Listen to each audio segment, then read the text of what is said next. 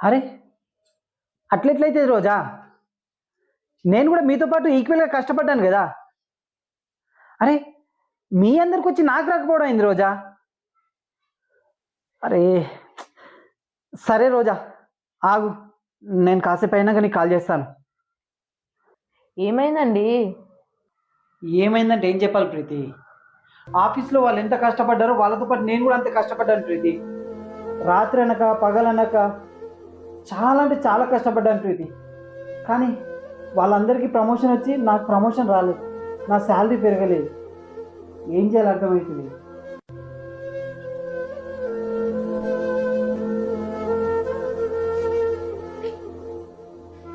రోజా ఎవరండి? పిశాచువే నువ్వు, రాక్షసుడి.